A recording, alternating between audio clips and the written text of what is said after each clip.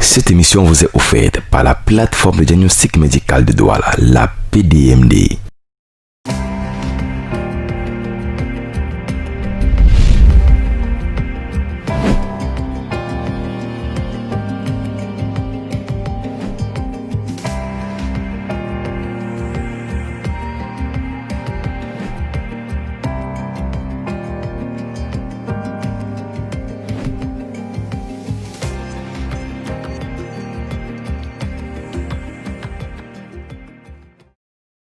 Madame, Monsieur, bonjour, bienvenue sur ce premier numéro de votre magazine bimensuel Santé Plus sur Mayus TV.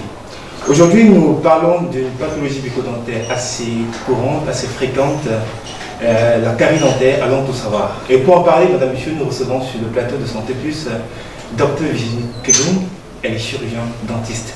Dr Kegoum, bonjour. Bonjour, monsieur. C'est un plaisir de vous recevoir sur le plateau de Santé Plus pour une grande première en fait. C'est un grand plaisir pour moi d'être là. Ok. On rappelle que Dr Kegoum, c'est un grand vécu dans le domaine de l'odontostomatologie. Bientôt un demi-siècle dans la carrière. C'est un peu exagéré, demi-siècle. Mettons, on n'est pas très... 3 décennies. 3 décennies. C'est beaucoup quand même. Alors, docteur, nous allons parler bien sûr de la carie dentaire. À l'entrée de jeu, c'est quoi la carie dentaire? Parlons des facteurs favorisants, l'étiologie, la symptomatologie. La carie dentaire, c'est la maladie la plus courante qui atteint les dents et qui est caractérisée au départ par la douleur et ensuite avec des complications. Des fois, la plupart du temps, on voit un trou dans la dent, mais des fois, pas forcément. Donc, en matière de symptomatologie, c'est surtout la douleur qui fait prendre conscience au patient qu'il a une carie. Vous avez parlé de l'étiologie, l'origine de la carie.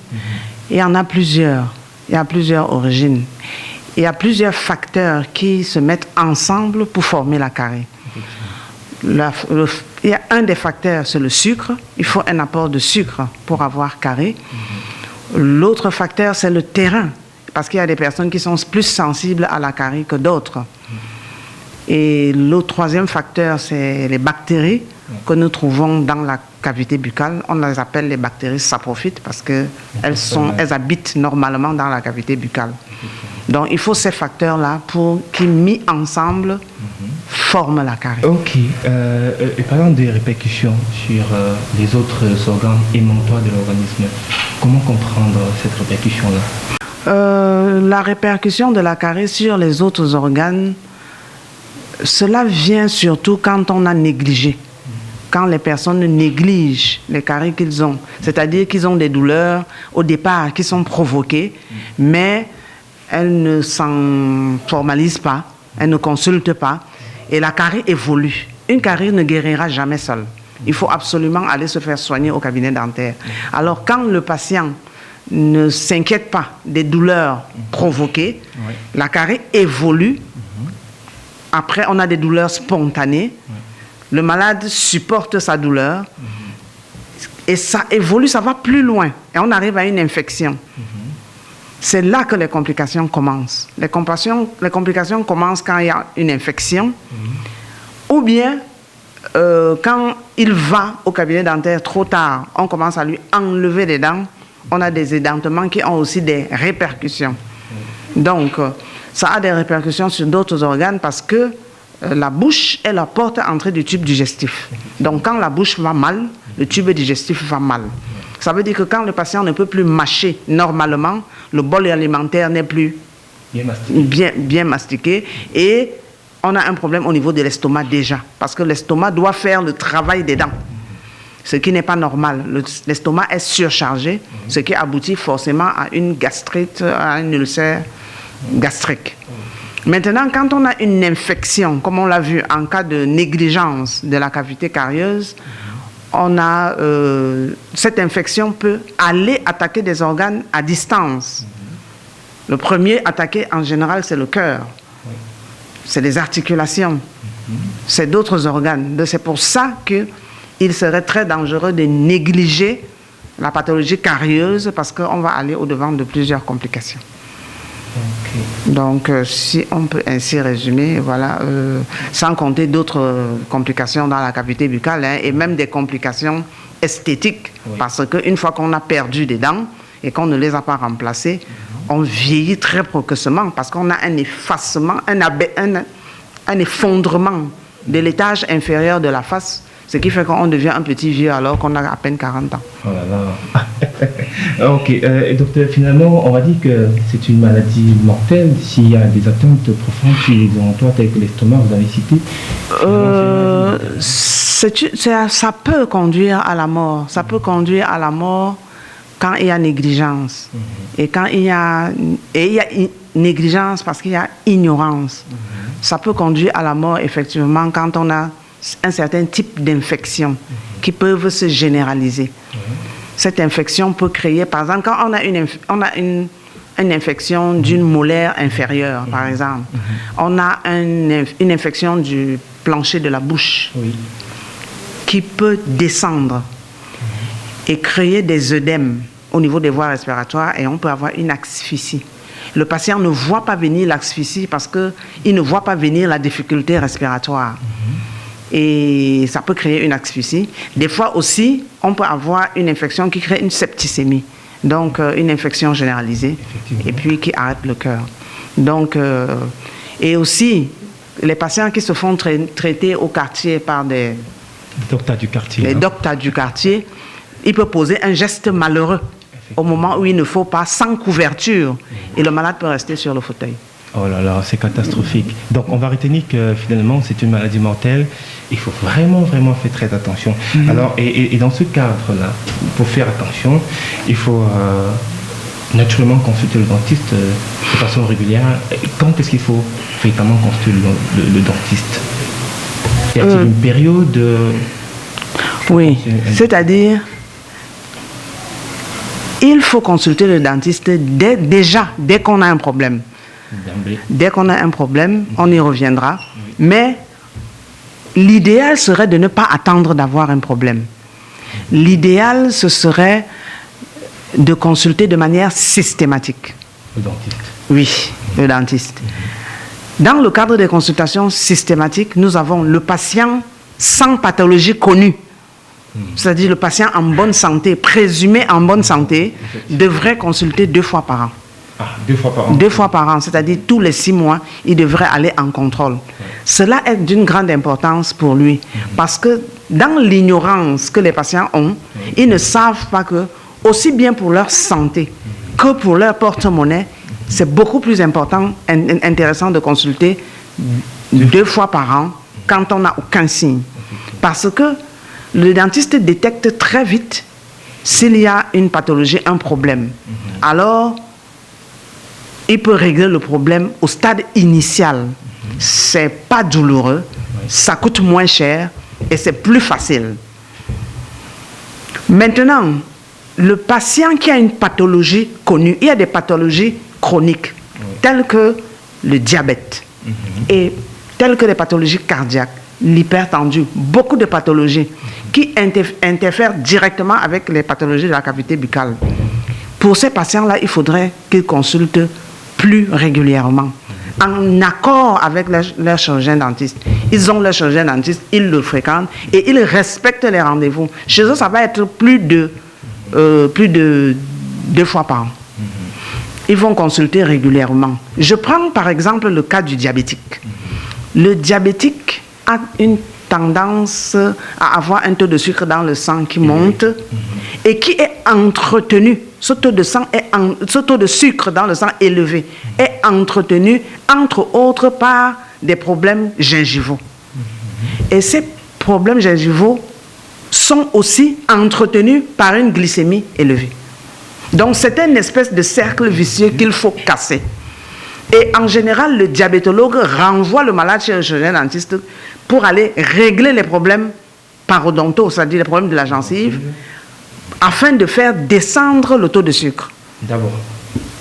Donc, il est très important pour le malade diabétique d'être régulier chez son dentiste pour qu'on vérifie l'état de sa gencive, de tous les tissus de soutien de la dent, afin d'avoir une glycémie plus facilement régulée, contrôlée. Donc, cela n'est pas seulement valable pour le diabétique, c'est valable pour beaucoup de pathologies. J'ai suivi beaucoup les drépanocytaires, par exemple. C'est très important chez le drépanocytaire d'avoir un contrôle sur la santé bucco-dentaire. Parce qu'il n'est pas intéressant pour lui d'arriver aux extractions qui vont le faire saigner. Effectivement. Donc, dans beaucoup de cas de pathologie, il faut donc un contrôle plus serré. Effectivement. Et je dis souvent aux patients, votre meilleur ami, c'est le chirurgien dentiste. Surtout ces patients avec une pathologie chronique connue. Maintenant, pour le patient qui n'a pas de pathologie, on a dit que c'était 2 fois par an. Avec toute la famille. Le père, la mère et les enfants. On conseille toute la famille. Toute la famille. Et les enfants. Les enfants, c'est très important. Chez les enfants, c'est très important parce que les enfants mangent facilement du sucre et non pas la discipline de l'hygiène comme les adultes. Donc, ils sont prônes aux caries. Et les caries chez les enfants sont plus dangereux parce que ils ont une denture de lait qui font des caries et qui peuvent compromettre l'éruption de la denture définitive. Donc, il vaut mieux consulter tôt afin de ne pas compromettre l'éruption de la denture définitive. Ça, c'est le premier point chez les enfants. Le deuxième point, c'est que les enfants ont dans leur bouche une denture mixte, la denture lactéale et la denture définitive. Des fois, il y a des malfaçons, des malpositions, des mauvaises éruptions qu'il faut contrôler et il faut résoudre le problème. Et le problème chez les enfants est sérieux parce que quand on a une mauvaise mise en place des dents, donc une mauvaise dentition, les enfants développent des complexes à l'école et au milieu de leurs amis. Les amis et les enfants sont méchants. Il y en a qui les insultent, espèce de Dracula et des choses pareilles. Et l'enfant ne rit plus. Il ne parle plus. Le caractère est totalement modifié. Il devient introverti. Et le parent se demande, mais pourquoi mon enfant, qui était au départ très souriant, ne sourit plus et ne parle plus. Et il n'a pas d'amis et il est fuyant. En fait, c'est à cause d'une mauvaise denture. Et si on fait une consultation systématique, le dentiste détecte très vite les cas de malposition et peut régler le problème très vite. Et les problèmes sont des fois très faciles à régler. Des fois, on rééduque seulement la respiration. Des fois, c'est une question de respiration. Un enfant respire par la bouche. Oui. Quand un enfant respire par la bouche, il faut rééduquer pour qu'il apprenne à respirer par le nez. Respirer par le nez fait grandir les mâchoires supérieures. Alors que quand il respire par la bouche, la mâchoire supérieure ne grandit pas. Ça fait qu'on n'a pas suffisamment de place pour positionner les dents. Et ça fait les dents qui chevauchent. Ça fait un mauvais articulé dentaire. Les dents ne s'articulent plus normalement. Des fois, on a un articulé totalement inversé. Il y a tellement de pathologies qui découlent de ces malpositions et de cette particularité chez les enfants et qui ne peuvent être détectées que par le chirurgien dentiste. Donc, d'où l'intérêt des consultations systématiques chez les enfants. Ça règle beaucoup de problèmes.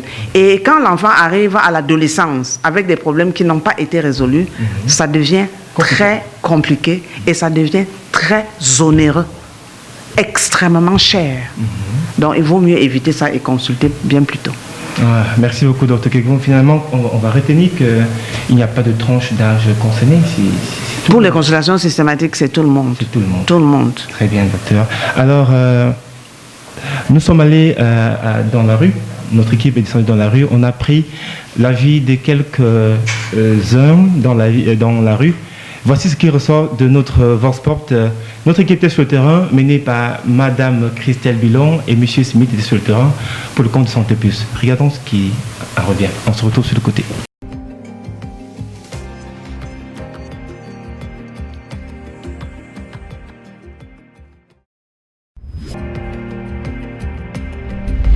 La carie dentaire est une maladie qui s'attaque aux dents, beaucoup plus à l'émail des dents. Et ce sont les bactéries qui attaquent la dent, et d'abord à l'extérieur, en plus après à l'intérieur de la dent. ces bactéries produisent de l'acide. C'est l'acide là qui favorise la dégradation de l'émail de la dent. Quand on parle de carie dentaire, ça fait allusion à tout ce qu'on appelle les problèmes de dents. Les problèmes de dents, c'est-à-dire tout ce que la bouche a souvent de mauvais. Bon, pour moi, la carie dentaire, c'est une maladie qui attaque la dentition. Selon moi, la carie dentaire, c'est une dégradation de la bouche et des dents aussi, en fait. C'est une maladie causée par un saignement des gencives. Oui, la carie dentaire, c'est une maladie qui attaque les dents. Et en général, c'est lorsque, n'est-ce pas, on n'a pas eu la peine, n'est-ce pas, pris la peine de brosser les dents. La carie dentaire, c'est une maladie qui attaque les dents de tout le monde, les enfants comme les grands, si les dents sont mal entretenues. Bon, je pense que ça peut être contagieux. Ça peut être contagieux dans le cas où quelqu'un infecté a laissé peut-être son outil de lavage des dents à la douche. Toi, tu prends, tu te brosses avec, sans toutefois essayer de stériliser l'objet. La carie dentaire est contagieuse. Non, moi personnellement, je ne pense pas que ça soit une maladie contagieuse. Pourquoi? Parce que une fois que tu utilises ta brosse à dents et qu'une autre personne ne veut pas utiliser, on ne voit pas comment elle sera contagieuse. La carie dentaire peut être contagieuse? Non. Toute maladie peut être mortelle, ça dépend de comment est-ce qu'on a pris en charge cette maladie. Si c'est grave, ça peut provoquer non seulement d'autres maladies qui peuvent être mortelles. Justement, ça peut causer la mort, dans le cas où vous négligez. La carie dentaire, justement, peut être mortelle.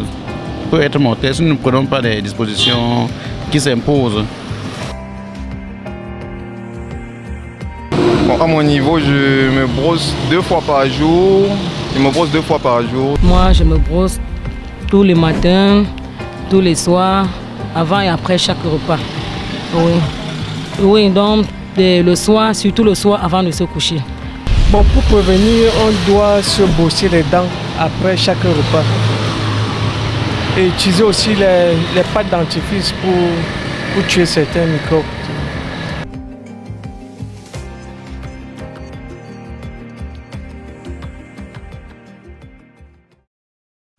Voilà. Madame, Monsieur, si vous revenez l'instant, seulement à l'instant, vous êtes bien sûr sur Santé Plus, votre magazine de santé bimensuel sur MAIUC TV. Nous sommes en compagnie du docteur Kegon Virginie, elle est chirurgienne dentiste. Nous parlons bien sûr des pathologies bucco-dentaires et on essaie de tout savoir sur la carie dentaire. Docteur, on vient d'écouter le Vox Pop sur le terrain et il ressort pas mal de choses, hein, docteur. Quel commentaire vous faites là-dessus? Je fais le commentaire que je constate que les gens sont quand même un peu avertis, même s'il y en a qui sont dans l'ignorance complète. J'ai le premier intervenant à parler de sucre, d'acide et de bactéries. J'ai trouvé qu'il en savait un certain bout. Parce qu'effectivement, le sucre que nous consommons est transformé par les bactéries en acide. Et c'est cet acide qui attaque les dents. Et c'est ce qu'on disait au départ, qu'il faut un ensemble d'éléments, le sucre, les bactéries et le terrain. C'est-à-dire que donc le sucre est transformé par les bactéries. Et ça attaque les dents selon le terrain. Il y a les dents qui sont très minéralisées, qui résistent, et d'autres moins minéralisées, qui résistent moins. Donc celui-là, il connaissait pas mal de choses. Les autres ont dit que c'était une maladie de la dent, c'est vrai. Il y a quelqu'un qui a dit que ça provoquait du saignement des gencives. Ça, c'est pas vrai. C'est 2 maladies différentes. La carie, c'est une maladie qui attaque les dents. Et le saignement des gencives, ça, c'est autre chose. Mais les 2 maladies ont la même origine. La même origine, c'est-à-dire la plaque dentaire. Oui. La plaque est due à une accumulation des débris de notre alimentation qui se dépose comme un film sur les dents, et ce film garde les bactéries.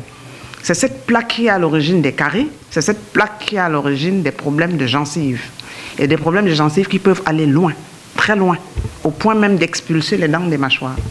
Donc, la plaque dentaire est l'ennemi numéro 1 de notre cavité buccale.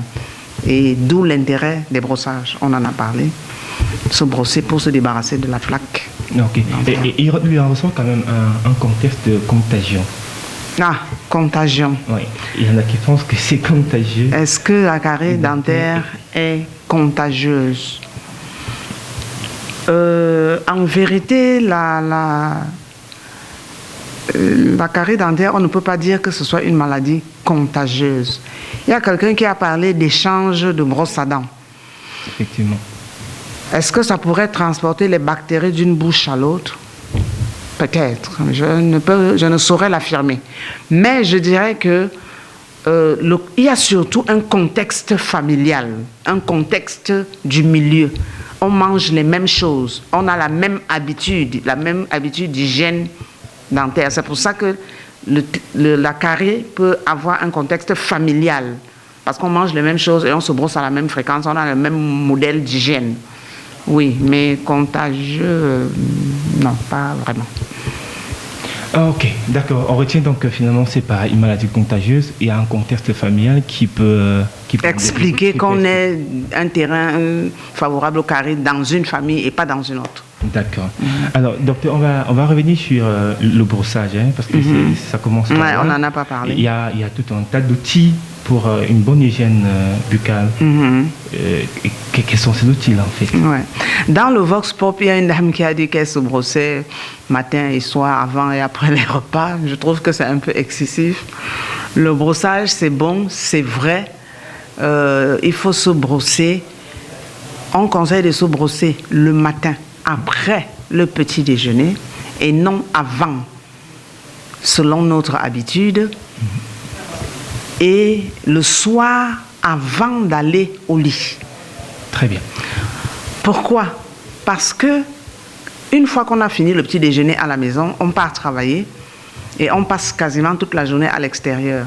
Si on a des débris alimentaires dans la bouche, on a fourni de la matière aux bactéries pour transformer les aliments en acide. Quand on dit qu'ils transforment le sucre, ce n'est pas seulement le sucre rapide, le morceau de sucre, mais c'est aussi le sucre lent, c'est-à-dire le pain, ou les beignets, ou la bouillie, ou le maïs de la bouillie, ou même le sucre qui est dans la bouillie.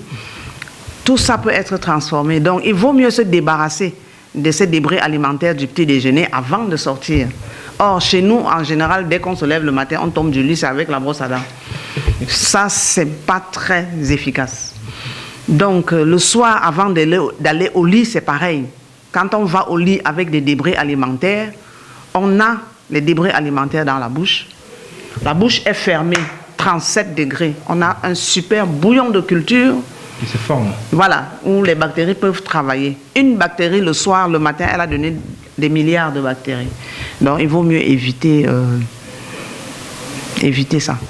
Donc, idéalement, il faudrait se brosser après tous les repas. C'est-à-dire que même au lieu de travail, si on a mangé, idéalement, il faudrait se brosser après.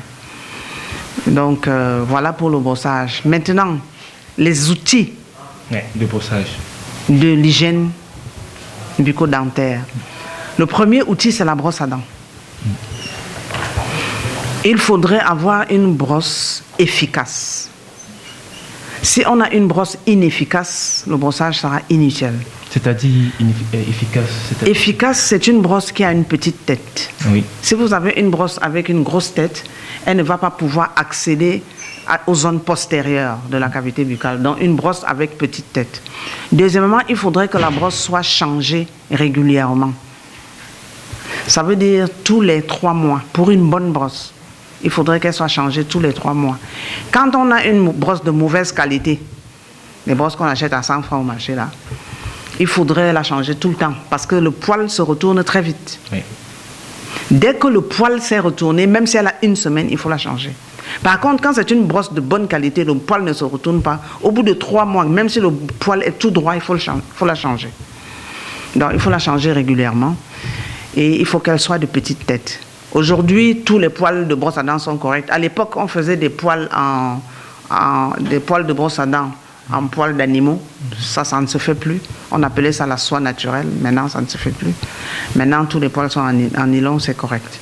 Donc, voilà une brosse efficace. Courte, petite tête et changée régulièrement. Le deuxième outil le plus connu, c'est le dentifrice. Je mets le dentifrice après la brosse à dents parce que c'est la brosse qui est le plus efficace, qui est le plus important, je veux dire. C'est la brosse qui détruit la plaque. Donc, c'est elle qui est le plus important. Le dentifrice vient après. Il vient comme le savon. Mais c'est un adjuvant. On peut l'ajouter.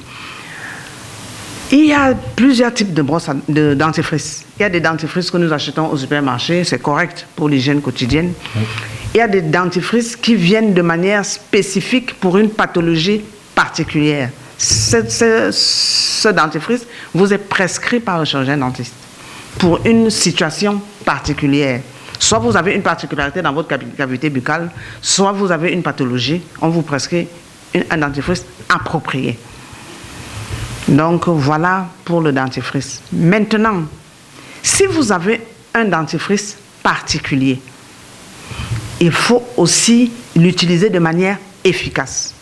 Si vous vous brossez en 2 minutes, non, j'exagère, en 30 secondes, c'est fini, vous avez rincé, votre dentifrice ne sera pas efficace. Il faut le garder dans la bouche un certain temps. Parce que le dentifrice ne va agir que par contact.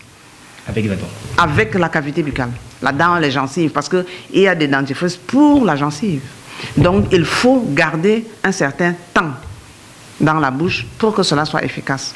Je conseille généralement qu'après le brossage, il vaut mieux prendre sa douche et rincer sa bouche après, pour que le temps de contact soit maximisé. Donc, voilà pour le dentifrice. Troisième outil pour l'hygiène, c'est le fil dentaire. Et ça, c'est un instrument qui est très souvent inconnu ou négligé ou mal utilisé. Le fil dentaire se vend aussi bien en pharmacie qu'au supermarché et il nettoie les zones de contact dentaire où la brosse n'a pas accès. La brosse n'entre pas dans les zones interdentaires, là où il y a jonction entre les dents. Mais le fil passe là-bas. Et le fil nettoie ces espaces. Donc, il faut, après avoir brossé les dents, nettoyer tous les espaces interdentaires avec le fil dentaire. Donc, voilà. Et c'est un fil qui n'est pas réutilisable. Il faut le jeter après chaque espace pour ne pas transporter la plaque d'un espace à l'autre. Voilà. Donc, voilà. Maintenant, il y a un autre outil qu'on appelle les bains de bouche. Les bains de bouche, il y en a aussi dans le commerce, il y en a à la pharmacie. Je conseille beaucoup d'utiliser les bains de bouche sur prescription médicale. Uniquement?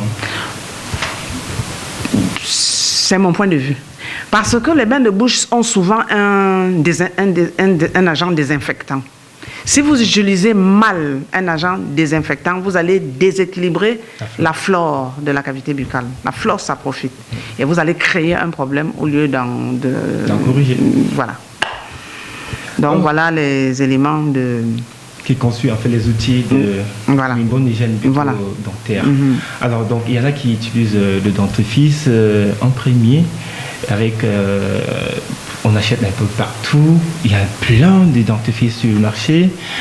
On ne sait pas finalement, est-ce que c'est celui qu'on achète en pharmacie ou dans les supermarchés qui est le bon ou le meilleur? C'est quoi, comment on fait la différence? C'est une question technique.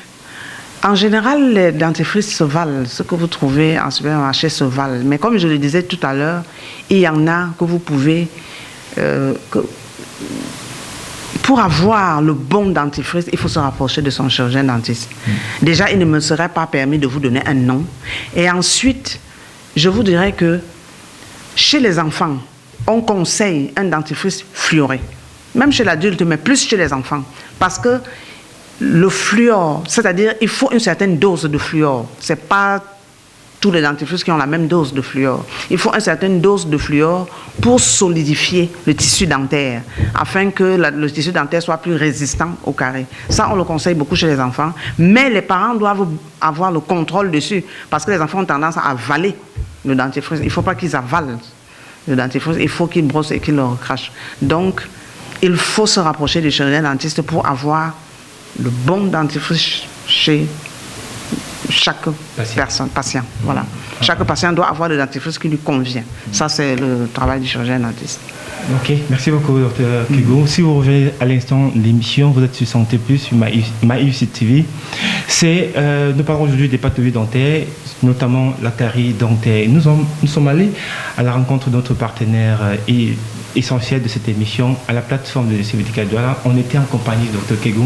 Je vous prie de regarder l'élément et on se retrouve juste sur le côté. À l'arrivée du patient, je l'accueille à l'entrée. Dès qu'il s'assoit, je l'identifie, je regarde ses paramètres et je cherche à savoir ses antécédents médicaux. Je lui pose des questions. Je lui pose des questions pour savoir ce qui l'amène et en fonction des réponses que le patient me donne, j'ai déjà une idée de ce qui l'amène. Donc l'étape suivante est la consultation au fauteuil. Et ça, c'est l'endroit où nous mettons les porte-empreintes. Ça sert pour les prothèses. Nous faisons tout type de prothèses, les prothèses amovibles, les prothèses fixes. Et c'est avec ça qu'on prend les empreintes, qu'on envoie au laboratoire pour faire les prothèses. Le patient est installé dans le fauteuil. Voilà le fauteuil dentaire. Ici, vous avez le cialytique qui sert à éclairer. Donc, juste un coup de main, on n'a pas besoin de toucher. Ça s'allume, ça s'éteint. Et voilà, ça me sert à éclairer la bouche du malade et de voir exactement qu'est-ce qu'il peut avoir comme pathologie, que ce soit dans la cavité buccale ou bien à l'extérieur au niveau de sa face. Donc on l'examine.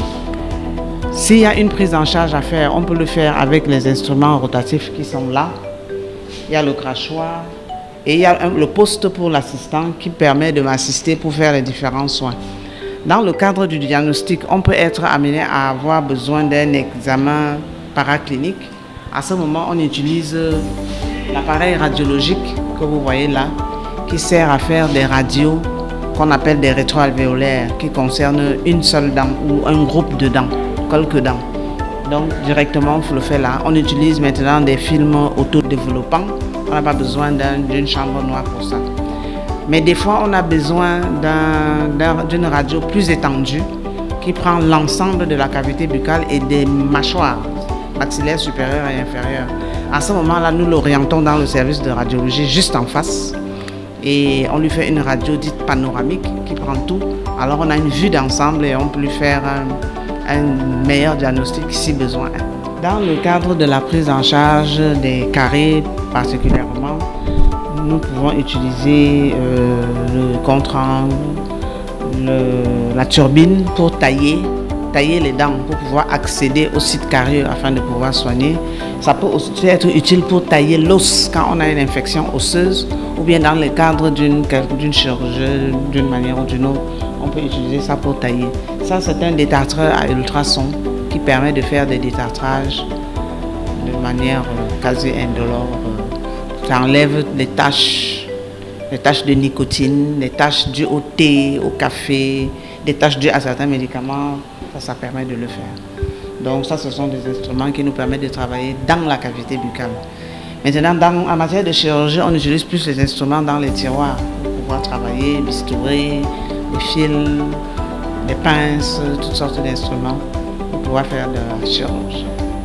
Et puis maintenant, l'assistante nous aide avec l'aspirateur chirurgical ou bien avec une pompe à salive. Et là, c'est une lampe photopolymérisable qui nous permet de polymériser certains matériaux qui ne sont polymérisables qu'à une lumière monochromatique. Donc, on a une lumière sélectionnée pour polymériser un matériau. Voilà. Donc, une fois le diagnostic posé, que ce soit une carie ou bien un problème infectieux, on peut intervenir tout de suite. Nous avons du matériel, tout ce qu'il faut dans le tiroir. Dans les tiroirs, tout est stérilisé et placé sous emballage individuel. Une fois que le traitement est fini, on renettoie le patient, on vide tout et on l'amène dans la salle de décontamination et de stérilisation. On décontamine et puis on stérilise là avec cette autoclave qui prend pas mal de matériel. Donc tous les jours après les malades, tout est décontaminé, mis dans des sachets individuels et stérilisé là, avant le lendemain pour assurer une asepsie totale.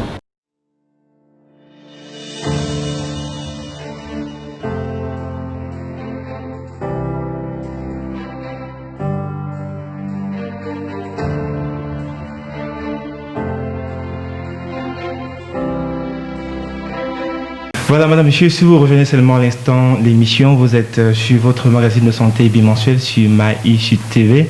Nous parlons aujourd'hui des pathologies bucco-dentaires. On a longuement parlé des caries dentaires. On est accompagné du docteur Kegon Virginie, elle est chirurgien dentiste. On va revenir, docteur. Qu'est-ce que ça vous fait, docteur, en tant que chirurgien dentiste? On observe un fléau dans la société, des gens qui se baladent avec des voitures publicitaires.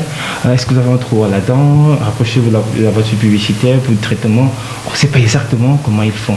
Vous, en tant que spécialiste dans le domaine, qu'est-ce que ça vous fait exactement? Sur le plan technique, je dirais c'est évident que ce sont des charlatans. Un chirurgien dentiste ne saurait se promener dans une voiture publicitaire pour proposer des potions magiques. Donc sur le plan technique, c'est des charlatans à déconseiller totalement parce que il n'y a pas de miracle dans la bouche. Il n'y a pas de miracle. Il faut se faire soigner au cabinet dentaire. Mais sur un plan plus général, je dirais que cela relève de la corruption généralisée, qui est ambiante, parce qu'il n'est pas normal que des personnes comme ça se promènent au vu et au su de toutes les autorités et qu'on laisse faire. Parce qu'on n'a pas besoin d'être allé à l'école pour savoir que ce sont des charlatans et qui vont faire plus de mal que de bien. Mais hélas... Voilà, donc c'était l'avis de l'expert en la matière. Alors, docteur, on va bientôt se séparer. Un mot, un conseil aux tabagistes, aux personnes, on a des diabétiques qui ont une prédisposition, un terrain déjà, on va dire, affaibli.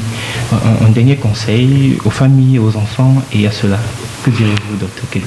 Je dirais, sans beaucoup distinguer à toute la population, que le chirurgien dentiste doit être votre ami. Et ne le voyez pas comme un adversaire parce qu'on dit que ça fait mal. Mais en fait, non. Ça fait mal plus à la maison qu'au cabinet dentaire parce qu'on a négligé les problèmes qui sont douloureux au départ. Mais au cabinet dentaire, on a l'anesthésie, on a toutes sortes de techniques pour vous soigner sans que vous ayez mal.